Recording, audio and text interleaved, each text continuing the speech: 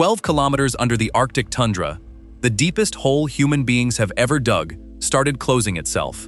It hadn't collapsed. The rock down there got so hot that it began to flow, creeping in over the drill bit as fast as the bit could cut. 20 years of work, and the planet simply took the hole back. That hole is on the Kola Peninsula, in the far northwest of Russia, near the Norwegian border. It runs 12,262 meters straight down. Soviet crews spent 2 decades opening it, and nobody has been deeper inside this planet since 1979. It is also 23 centimeters wide, about the width of a dinner plate. 12 kilometers of empty space you could not fit your shoulders into, capped today by a thick steel lid bolted flat into the tundra. The crews went down with a written list of what they expected at every depth, because the physics looked settled. Deeper meant hotter and denser, more of the same, all the way down. Almost nothing on that list survived contact with the rock. No basalt, in a place where basalt was guaranteed. Water in rock the models called sealed and dry. Fossils in stone, nearly 2 billion years old. And gold, held in fluid that hadn't moved since long before animals existed. 4 decades on, those results are still changing what geologists think the inside of a continent looks like. The reason you have probably never heard a single one of them is that an invented version of this story got there first and stuck. Because the Soviets really did record sound at the bottom of that hole. What they picked up is stranger than the screams everyone thinks they know about. To understand why anyone spends 20 years drilling a 23-centimeter hole in the Arctic, you have to look at what happened 10 months earlier. July 1969. Armstrong walks on the moon, and the Soviet Union loses the symbolic race upward. On the 24th of May 1970, drilling begins on the Kola Peninsula in the centenary year of Lenin's birth, with all the propaganda weight that date carried. Same rivalry, aimed in the opposite direction. The Americans had already tried the ground and failed. Project Mohole aimed to punch through the thinner oceanic crust off Mexico, and in 1961 drilled a test hole through 3,600 meters of water near Guadalupe Island. Congress killed it in 1966, not over engineering, but over infighting and budgets. The depth record then belonged to an oil well in Washita County, Oklahoma, the Bertha Rogers Hole, 9,583 meters. Kola went past it on the 6th of June 1979, but the Soviets first had to solve a problem nobody had solved. Standard drilling turns the entire string of pipe from the surface to spin the bit at the bottom, and past a certain length steel pipe stops behaving like a rigid rod. It winds up like a spring and fails under its own weight. In ordinary steel, a string this long would have come out at over 1,000,000 pounds. So they built it from light alloys, and they stopped turning it at all.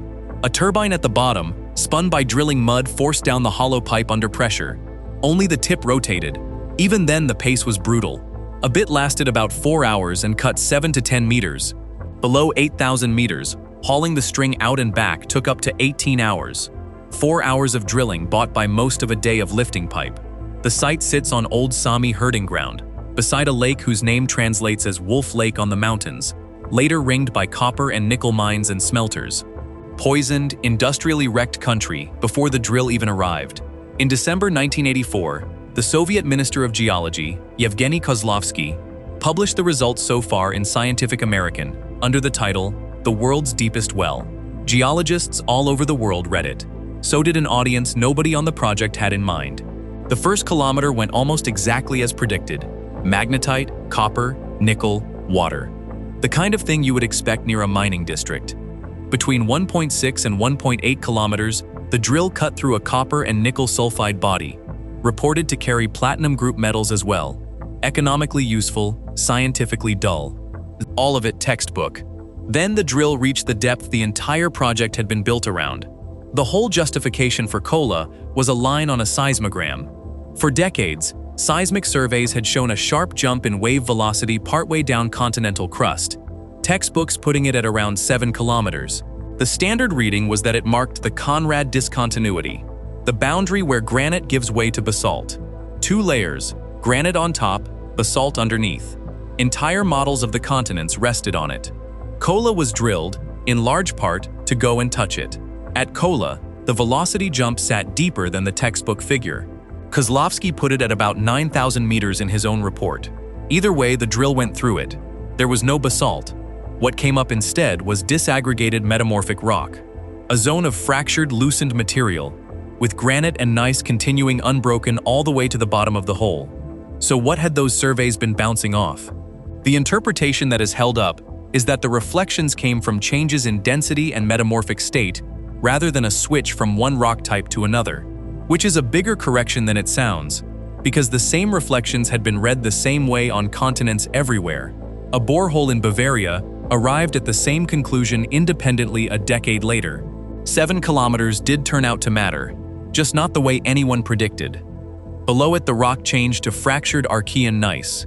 The hole went oval, caverns opened in the walls, and accidents started getting frequent. Water was a different kind of problem. The main body of it sat between 3 and 6 kilometers down, hot and heavily mineralized, having worked its way up through the granite until it hit a layer of rock it could not get through. And it never vaporized at any depth in the hole, however hot the surrounding rock got, because the pressure left it nowhere to expand into. Kozlovsky called it water of crystallization, and that reading has largely held. The idea is that much of this fluid was squeezed directly out of the crystal structures of the minerals themselves, driven out by heat and pressure, then sealed in underneath impermeable rock. If the mechanism is as general as it looks, and there is no obvious reason it wouldn't be, the consequence is awkward for anyone modeling the planet's water. A large volume of it would be sitting locked invisibly inside solid rock, in a form no surface survey can detect. Fluids turned up far deeper as well, traced down to around 11 kilometers, but concentrated where the drill cut through major fracture zones rather than spread evenly through the rock. Later isotope work pointed the same way. Most of the crust Kola passed through was chemically closed, still carrying its original signature, and the disturbed ground was the faults. So the working picture is of deep fluid running in corridors, through a handful of big fracture systems, one at roughly 5 kilometers and another near 10. Somewhere in the middle of the hole, the cores held something that had once been alive. Microscopic plankton fossils, preserved inside organic carbon and nitrogen compounds, rather than as mineralized shell. The sources disagree on the details, putting them at 6 kilometers or at 10, and counting 14 species or 24. What nobody disputes is that they were down there, in rock far older than anything that should have held recognizable organic remains. For years they were called the deepest fossils ever found in place, which made them sound like a 2-billion-year-old seabed buried intact. The current reading is stranger. They appear to have been reworked, carried down and sideways by circulating hot fluids rather than deposited where the drill found them. If that holds, they stop being a buried beach and become evidence that fault systems inside the crust can pick up biological material and hold it for 1 billion years and more without destroying it. The hole was sending something back up too. Gas came up with the drilling mud in volumes large enough that accounts of the time described the returning fluid as boiling with hydrogen. Helium, nitrogen, methane, and heavier hydrocarbons and carbon dioxide turned up at many levels too. Fluids recovered from below 11 kilometers ran as high as 20.8% hydrogen. The methane was the awkward part. It kept appearing in Archean gneiss, at depths with no sedimentary rock anywhere nearby, leaving no plausible biological source to have made it. Enough to put a crack in the assumption that hydrocarbons are always biological in origin, and the question is still open. The hydrogen is thought to come from 2 reactions running together: serpentinization, where hot water reacts with iron-rich silicates like olivine and frees hydrogen as a byproduct, and radiolysis, where the decay of uranium, thorium, and potassium inside granite splits water molecules apart, and has been doing it for hundreds of millions of years.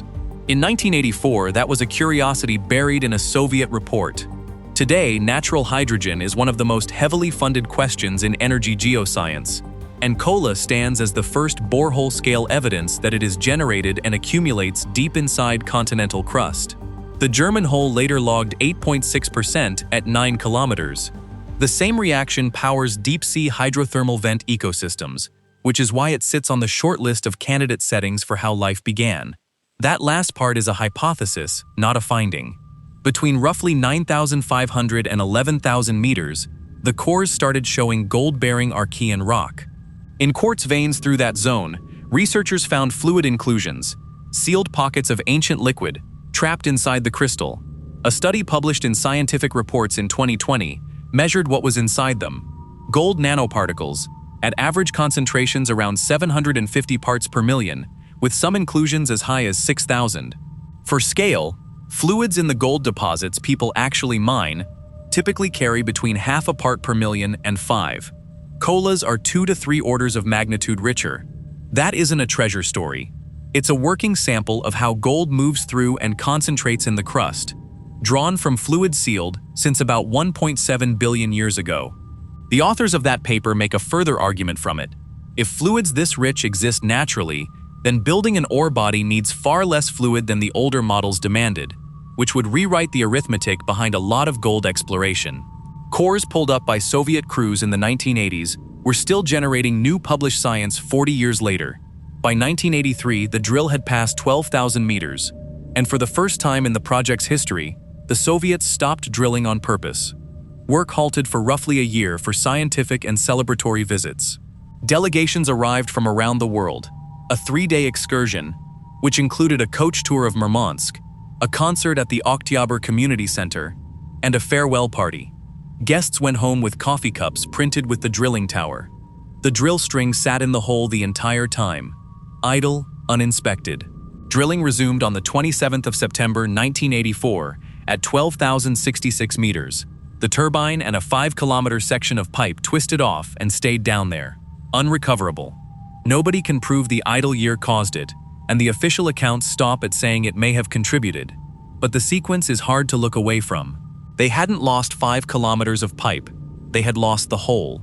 The only way forward was to plug it and start a fresh branch from around 7,000 meters, re-drilling ground they had already been through once. It took years to get back to the depth they had already reached. Kola stopped being a hole and became a family of them.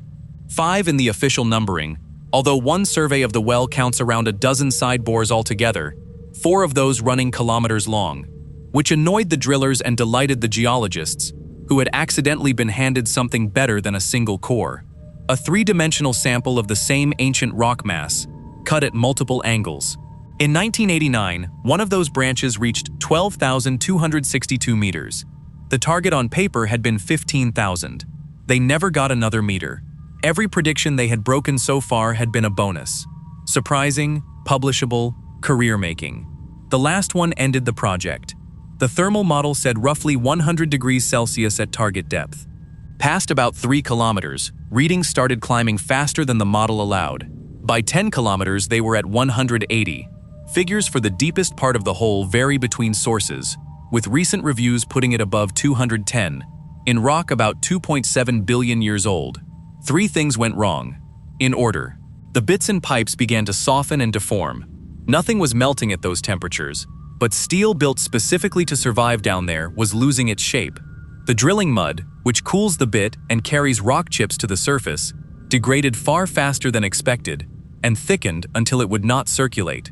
Fluids rated for that heat wouldn't exist for decades, and they are still an open engineering problem, and the granite stopped behaving like granite.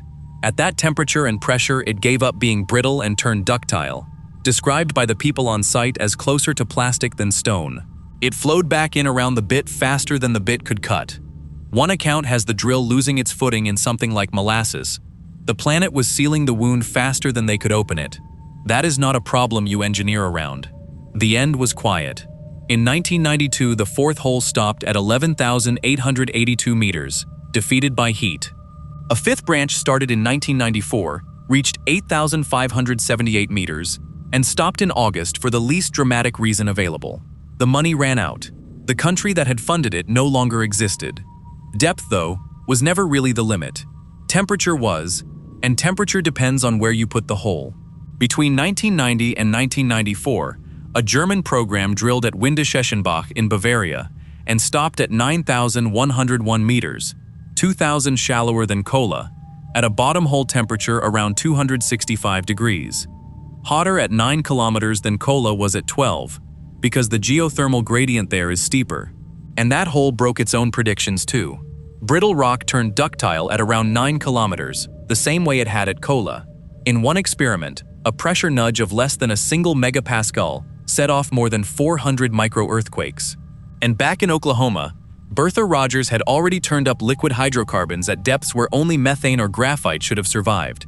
A hole drilled purely for oil, and it broke the same kind of assumption on the way down. Type Kola Superdeep Borehole into a search bar today, and one of the first suggestions won't be depth or geology. It'll be screams. The story goes like this.